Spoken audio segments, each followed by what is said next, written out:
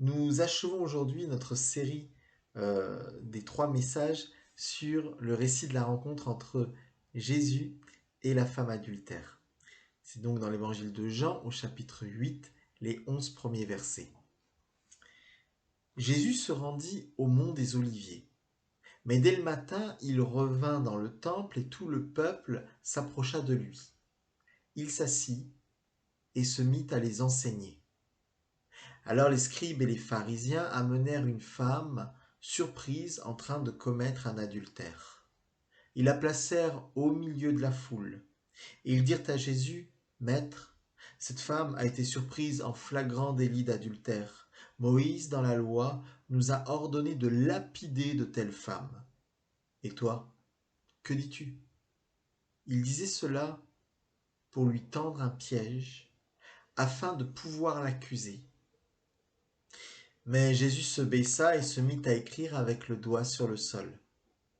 Comme ils continuaient à l'interroger, il se redressa et leur dit, Que celui d'entre vous qui est sans péché jette le premier la pierre contre elle. Puis il se baissa de nouveau et se remit à écrire sur le sol. Quand ils entendirent cela, accusés par leur conscience, ils se retirèrent un à un, à commencer par les plus âgés et jusqu'au dernier. Jésus resta seul avec la femme qui était là, au milieu. Alors il se redressa et ne voyant plus qu'elle, il lui dit, Femme, où sont ceux qui t'accusaient? Personne ne t'a donc condamné?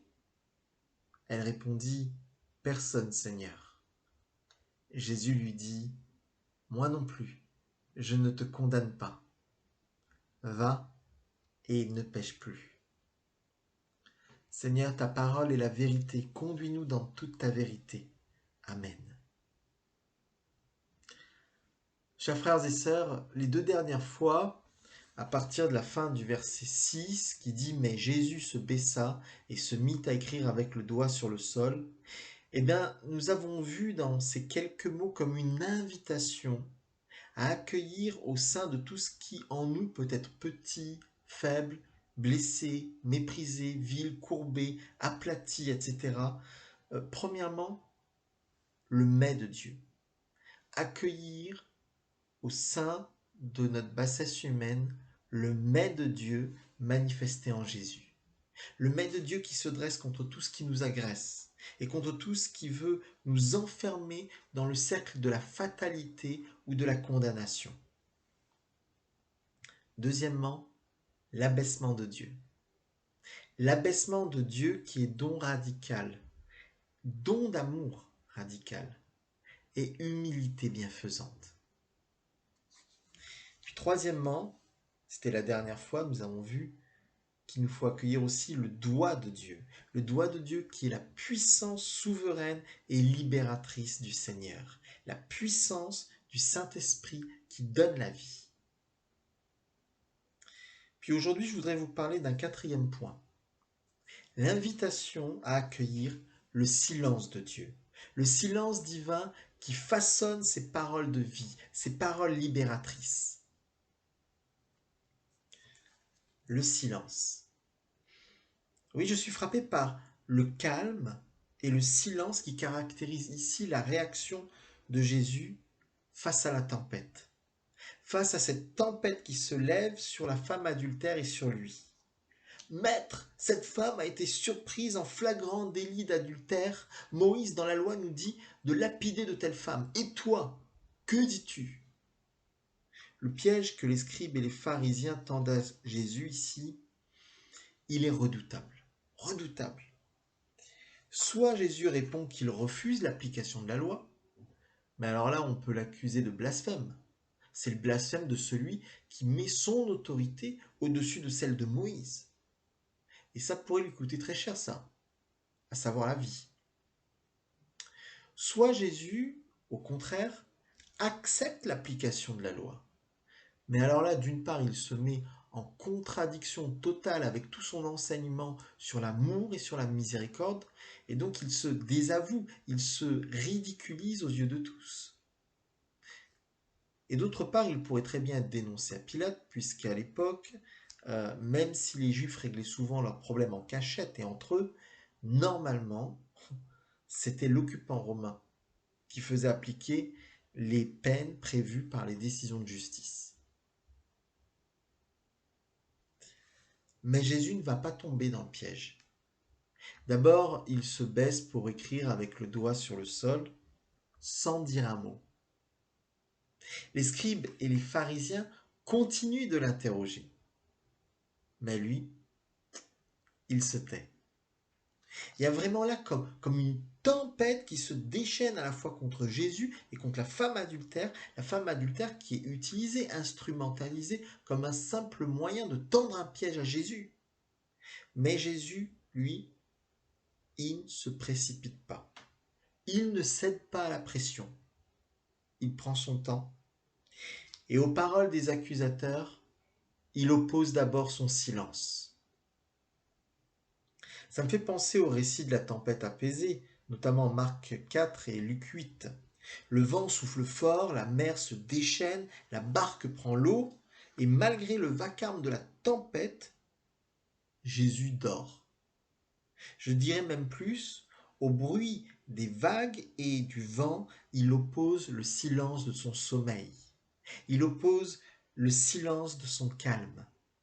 Les disciples sont remplis de peur, saisis d'angoisse. Et il y a de quoi? C'est leur vie qui est en jeu ici. Alors ils vont réveiller le Seigneur pour le faire réagir. Mais au lieu de cela, en fait, ils auraient très bien pu se connecter au silence tranquille de Jésus. Ils auraient pu saisir la paix, le shalom qu'il y a dans ce silence, pour faire ensuite un pas de plus, certes. Oui, ils auraient pu faire ce qui, certes, humainement ne va pas de soi, ce qui ne correspond pas à notre premier réflexe.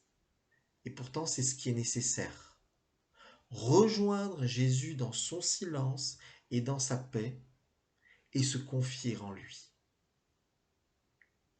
Mon frère, ma sœur, lorsque la tempête de l'épreuve et la menace agitent la barque de ta vie, eh bien tu es invité à te mettre à l'écoute du silence du Maître et à te confier en lui. Ne te laisse pas intimider par le bruit de la tempête, mais rejoins Jésus dans son silence, dans son saint silence. Ce silence, ce n'est pas un mutisme de mort, ce n'est pas le mutisme de celui qui a la gorge serrée, nouée par la peur. Ce n'est pas non plus le mutisme de celui qui est rempli de mépris ou de haine pour les autres. Non, rien à voir avec le mutisme. C'est un silence de paix. C'est un silence de vie. C'est un silence d'amour. Mon frère, ma sœur, lâche donc toute peur et toute panique. Lâche prise et abandonne-toi au silence de Jésus. C'est dans le calme et la confiance que sera ta force. Il ne s'agit pas d'essayer de résister à ton angoisse et à ta détresse, il ne s'agit pas d'essayer de les combattre, simplement ne te crispe pas sur eux et regarde à Jésus. Regarde à Jésus, oui. Contemple Jésus qui, au cœur de la tempête, repose en paix au fond de la barque, dans les bras de son Père céleste. Dans cette contemplation du Christ, il te faut toi aussi te taire, pardon. Il te faut toi aussi te taire. Il te faut toi aussi faire silence pour entrer dans ce cœur à cœur qui unit Jésus au Père. Il te faut, au fond de la barque de ta vie, te blottir avec Jésus dans l'étreinte d'amour du Père, jusqu'à ce que tout en toi se taise et s'apaise, et jusqu'à ce que la confiance s'établisse au plus profond de toi. Alors les vagues passeront au-dessus de toi sans t'engloutir. Auprès de Dieu, mon âme fait silence. Psaume 62, verset 2. Auprès de Dieu, mon âme fait silence. Dans le texte hébreu, le mot silence peut aussi se traduire par calme, tranquillité, repos ou confiance. Et il y a tout cela dans ce silence intérieur. Vraiment, le silence de Jésus est une invitation adressée à la fois à la femme adultère, à ses accusateurs, aux disciples, à la foule, aux lecteurs que nous sommes aussi. Une invitation à nous laisser toucher par la paix de Jésus. Une invitation à recevoir cette paix et à nous laisser transformer par elle. Je pense au célèbre poème de Sainte Thérèse d'Avila. Que rien ne te trouble, que rien ne t'effraie, tout passe. Dieu reste le même. Patience atteint tout. Qui a Dieu ne manque de rien. Dieu seul suffit. Jésus se baisse pour écrire avec le doigt sur le sol en gardant le silence. Silence de paix. Or, ce silence de paix, c'est aussi un silence d'écoute. En effet, avant de prendre la parole, Jésus commence par se taire pour prendre le temps d'écouter le Saint-Esprit. Fais silence et écoute Israël. Deutéronome 27, verset 9. Fais silence et écoute. Le silence de l'écoute, c'est un silence créateur pendant lequel le Saint-Esprit couvre la parole qui va venir, la parole qui va jaillir.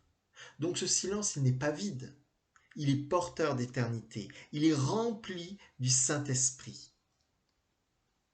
Oui, ce silence, c'est la forge du Saint-Esprit, la forge au sein de laquelle le Saint-Esprit façonne les paroles de libération et de vie. C'est comme en Genèse 1 où l'Esprit de Dieu plane au-dessus des eaux primordiales du chaos avant que le Seigneur commence à parler et dise que la lumière soit. Jésus, déjà assis, s'est penché. Il s'est encore baissé un peu plus bas, vers le sol. Dans le texte grec, il est écrit littéralement « se baissant vers le bas ». Il se baisse vers le bas. Il se met au ras du sol. C'était le sujet du premier message. Et puis avant de répondre aux scribes et aux pharisiens, il se redresse. Ce redressement, c'est un avant-goût de la résurrection. Son abaissement, c'est un avant-goût de la croix. La croix dans laquelle Jésus nous rejoint au sein de nos bassesses humaines pour nous en délivrer. Un avant-goût de la croix. Et puis maintenant, comme dit, avec ce redressement, on a un avant-goût de la résurrection. À travers ce redressement, Jésus veut montrer à la femme adultère comme à chacune et chacun de nous que, quelle que soit l'épreuve qui nous écrase et sous laquelle nous pouvons ployer, nous sommes courbés, quelle que soit la nature de cette épreuve, il peut lui à tout instant nous redresser dans la force de sa résurrection. Or, entre la croix et la résurrection, il y a le silence du tombeau, le silence du samedi saint. Ce silence, encore une fois, c'est le lieu où sont forgées, façonnées des paroles de libération et de vie. C'est le silence qui précède et qui prépare la victoire sur la mort. Ainsi, Jésus se redresse et dit aux scribes et aux pharisiens que celui d'entre vous qui est sans péché jette le premier la pierre contre elle. Voilà, sœurs et frères, la sagesse céleste qui a jailli du silence. Sagesse qui pulvérise le piège et l'accusation des scribes et des pharisiens. Sagesse qui neutralise la mort. Par ces paroles, Jésus ordonne à la tempête de cesser. Il menace le vent et ordonne à la mer de se calmer. Puis il se baisse de nouveau et il continue d'écrire avec le doigt sur le sol. Il écrit avec le doigt de la puissance souveraine du Saint-Esprit sur le sol de nos vies. Ayant entendu les paroles de Jésus, les scribes et les pharisiens, ils sont accusés par leur conscience. Ils savent bien qu'ils sont pécheurs. Alors ils se retirent un à un. À commencer, nous dit le texte intéressant, à commencer par les plus âgés et jusqu'au dernier, jusqu'au plus jeune. Sans doute parce que les plus âgés ont une expérience de la vie qui les rend davantage conscients de la fragilité humaine, davantage sensibles à la fragilité humaine. Tandis que les plus jeunes, souvent épris d'absolu, ils ont souvent tendance à être plus intransigeants et à fonctionner davantage avec des yakas. On ne peut évidemment pas généraliser, hein, ce serait caricatural. Mais disons que c'est la tendance générale. Et donc ici, les plus jeunes semblent mettre un peu plus de temps que les autres à renoncer, à condamner. Et j'ai envie de dire, peu importe, ils finissent eux aussi par se retirer. La tempête commence à s'apaiser. Jésus reste seul avec la femme qui est restée là au milieu, toujours en silence. Silence qui invite encore plus profondément à la paix et à la contemplation du cœur à cœur de Jésus avec son Père. Silence aussi rempli du Saint-Esprit, silence où se préparent d'autres paroles, de nouvelles paroles de vie qui vont bientôt pouvoir jaillir et permettre justement à la femme adultère et à chacun de nous de faire un pas de plus vers la vie. Alors Jésus se redresse encore une fois et dans toute la puissance de sa tendresse, de sa compassion et de sa miséricorde, il dit à la femme adultère, « Femme, où sont ceux qui t'accusaient? Personne ne t'a donc condamné ?» Oh, certes, il y a là de l'ironie. Ironie à l'égard des accusateurs. Mais il y a là aussi la tendresse vivifiante du Sauveur qui donne la parole à l'accusé. L'accusé qui jusque-là était privé de cette parole. Jusqu'à présent, les scribes et les pharisiens ne s'étaient pas adressés à elle.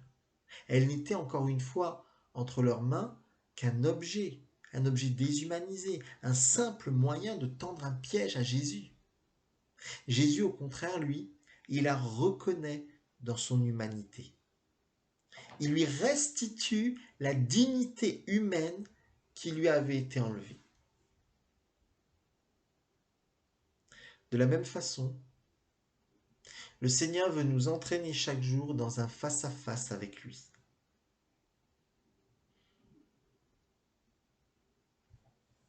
Il nous donne la parole. Le Seigneur veut chaque jour nous entraîner dans un face-à-face avec lui, un face-à-face, un cœur à cœur, une relation personnelle à travers laquelle il nous libère de tout ce qui tendait à nier notre dignité. Un face-à-face à travers lequel, encore une fois, il nous donne la parole. Il nous reconnaît comme sujet unique et précieux devant lui.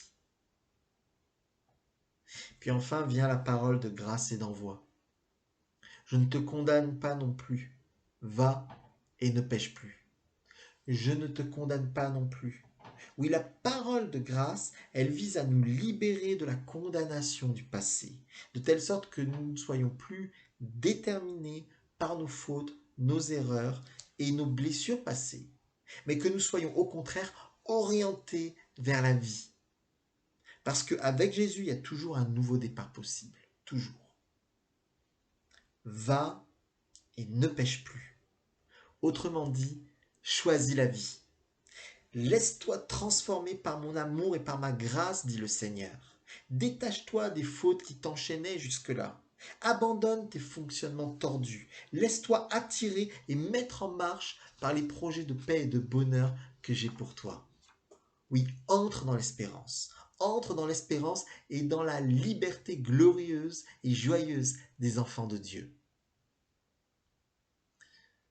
Et parce que la bonté de Dieu pousse à la repentance, eh bien je suis convaincu que cette femme, elle a pu vivre une véritable repentance.